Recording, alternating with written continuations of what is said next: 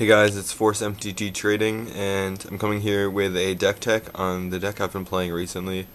It's an Esper control deck, and I'll just jump right into it. So for the board sweepers, we got 4 Supreme Verdict, 2 Planar Cleansing, and 2 Terminus.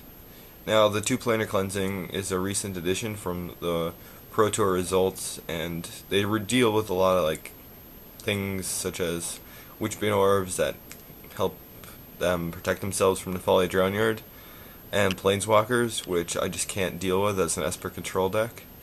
The 4 Supreme Verdict is basically, obviously, just for creatures, and the 2 Terminus are for the also creatures, but the creatures that have like Geralt's Messenger, which I don't want them to hit the graveyard, so I don't really want a Verdict. And for instance, we have, for the counter slots, we have 2 Dissipates and a Negate. The Dissipates are really just hedging for the mirror, because I don't really need Dissipates in any other matchup, but they're really good in the mirror, or any control matchup. The Negates for also the mirror, but for Jund as well, because if they stick a Garruk or a Liliana, it's very bad, unless I have a Planar Cleansing to follow it up. And then for removal, I have 2 Devour Flesh. It's really good to kill like an early Champion of the Parish, like if I'm on the play, just turn 2, or an Arbor Elf, Avacyn's Pilgrim.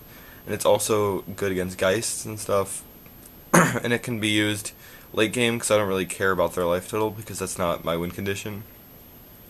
2 Ultimate Price just for just getting a random creature off the board, and then 2 Think Twice for drawing, filtering, a Dramatic Rescue to help with the early aggro like Mono Red. If I can Dramatic Rescue their Rakdos Cackler, it really sets them behind, and I gain 2 life. 4 Sphinx's Revelation, obviously just a really good card. It's just the best card advantage spell in Standard right now, and so 4 of them have to go in here. 3 Azorius Charm, and that's for every matchup. I never board these out. They can put an attacking, like against an aggro, then just put them on top, and then I can mill it away with the Folly Drownyard. Or I can draw a card in the mirror, or any control matchup, and then lifelink. It never really matters in my deck, but in lots of decks it does matter. And who knows, maybe it'll come up. And going to the creatures, 4 Augur Bolas. I have a lot of instants and sorceries, so they almost always hit. And 4 Snapcaster Mages to flash back any of these cheaper instances, or even like a Verdict or a Terminus in the later game. And then for the Planeswalkers, I only have 1 Jace, and that's because of the Planar Cleansing. It will destroy all the Planeswalkers on the board, but a Jace is just such a quick win condition. If you drop it and it's alive for even like 3 turns, you'll generally just win the game. And if it in a control matchup, if it's alive, just if you end with it and you untap with it, you'll probably win the game because you'll have counter magic backup. And now to go to the mana base, we have 4 Hallowed Fountain and 4 Glacial Fortress for the blue-white duels. For the blue-black, 4 Drowned Catacombs and 2 Watery Graves. And for the black-white, no Godless Shrines in this variant, just 3 Isolated Chapels. I don't need a lot of the Shocklands because I don't like to deal myself a lot of damage, and I found that this mana base allows me to cast all my spells on curve without any problems, so all the Buddy Lands from Innistrad, I like playing those over some of the Shocklands. And the win condition, 3 Folly Drownyards. I don't like to play 4 because this way you only really need like 1 or 2.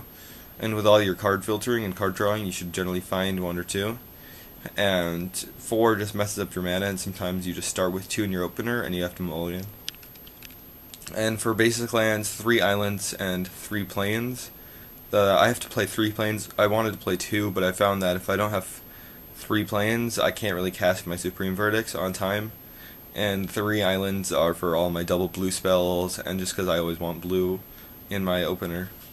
So that's for the main deck. I found that it has a really good, well, the camera's not focusing very well. It has a very good game 1 against any mid-range deck, except for a Rakdos Return deck, but that is why I have the main board and gate.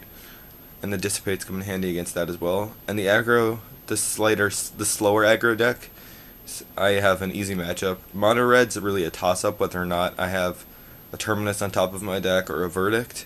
And the Dramatic Rescues and the Azorius Charms help a lot with that. And the Augurs, I went from 3 to 4 to help deal with like an Ash Zealot or a Rakdos Cackler.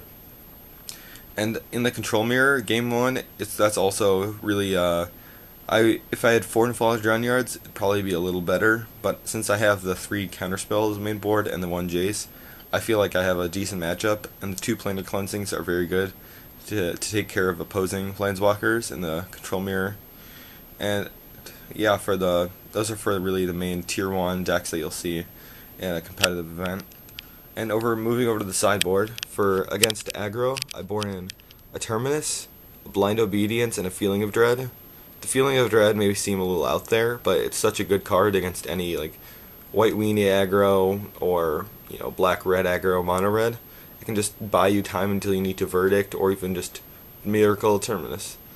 The Blind Obedience obviously is just very good, and the Extort triggers do matter just by keeping you alive, and the Terminus is just for another if you really just need Miracle one, and it's not even bad in your hand. A 6 mana, just put everything on the bottom is pretty good, all the creatures. And for against control, I bring in a Dissipate, 2 Negates, a Syncopate, a Dispel, a Duress, a Psychic Spiral, Jace Architect of Thought, and another Jace Memory Depth. The Jace Architect of Thought is really just for the Jace Wars, because if they stick up Memory Depth, it's just another way to deal with it. And if you stick it on turn 4, they can't play their Jace, because they'll just both die. The counter magic's obviously just for the Jace fights, and for Revelation fights. The Duress is for taking their Jace in Revelations. And Psychic Spiral is for if they mill you out and you have a Snapcaster in hand, at the end of the game, if you go upkeep when you have 0 cards in hand, or in your library, you can Snapcaster or Psychic Spiral, mill them, and shuffle all your cards from your graveyard into your library. And that's just an instant win if they don't have any counter spells, which they usually won't by the later game, if they've used all of them, trying to counter all your stuff that lets you get back into the game. And these are just for, the Rest in Peace is for the Frights or the Human Reanimator decks, or just the Junk Reanimator decks. And the Witchbane Orbs come in a lot of matchups.